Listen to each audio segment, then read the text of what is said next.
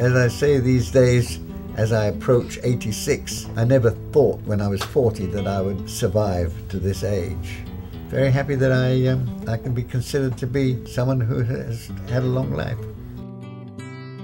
I believe my parents married around 1914, had their first child, Doris, in 1916. Then they had, in 1918, my brother, Maya, and in 1920, my sister, Bella. I was born in 1923. I remember one of his points was to give charity to someone who couldn't go out and get it for themselves. And he impressed on me how much more important that was than giving to a beggar, was seeking out someone who couldn't even go out and beg. One of the first bombs of World War II dropped at the end of our street, which would be about 100 yards, 200 yards away from where our house was.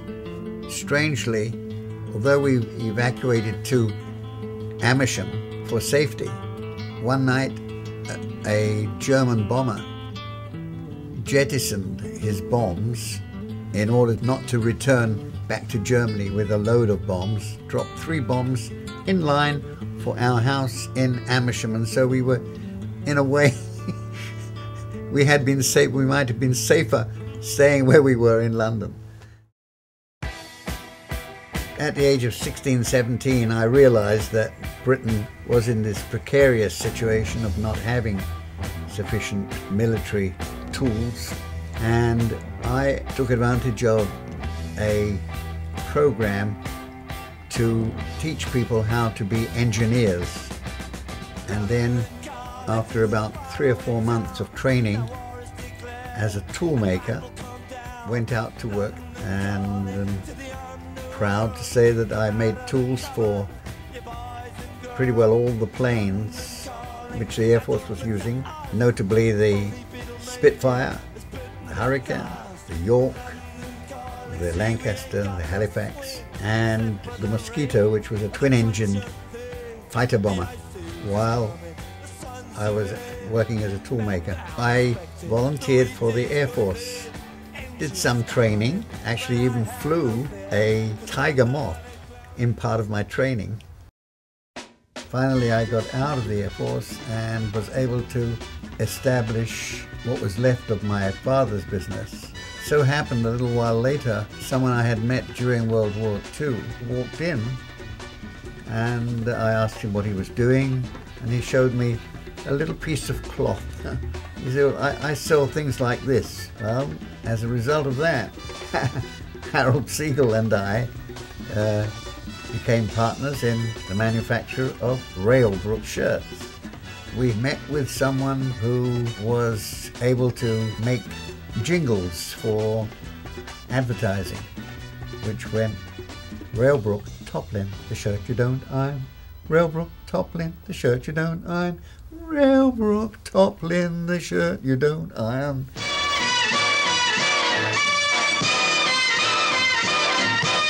Rael Brook, Toplin, the shirt you don't iron. Rael Brook, Toplin, the shirt you don't iron. Rael Brook, Toplin, the shirt you don't iron. Rael Brook, Toplin, the shirt you don't iron. It did the trick, and we were the first in advertising shirts on television.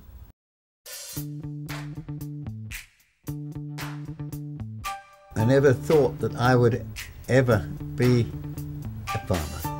I think our maximum number of cows was 70.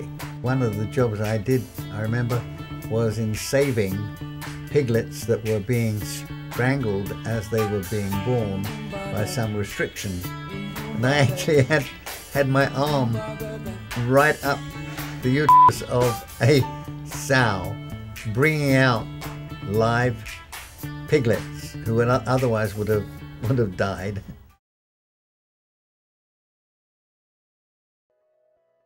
I had wanted to make Aliyah to Israel, and I did make Aliyah June the 30th, 1969. And knowing that in Netanya there was an ulpan at which a lot of young Americans were students, I decided I'd go there for two reasons. First, to improve my Hebrew, and secondly, to find a wife. And while I was there, I made it quite clear, particularly to Leona, who listened to my plea for her to look for a wife for me there. I told her what I was looking for, someone around 27 years old.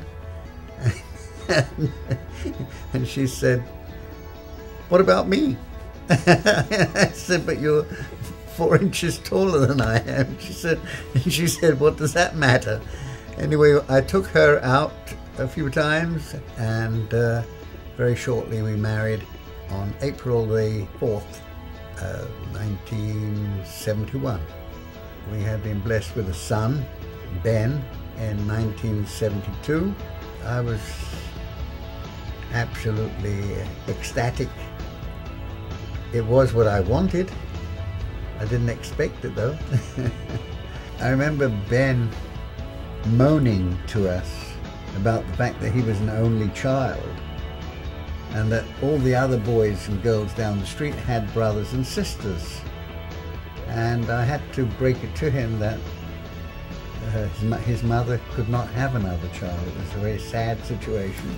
And then 8 years later, when I was 57, Leona became pregnant. And so we referred to David as a bonus. I came to the idea one time that if a man's children were an improvement on him, that he had done a good job. And I thank them for making me feel that I have done a good job, insofar as I believe they are better men than I was.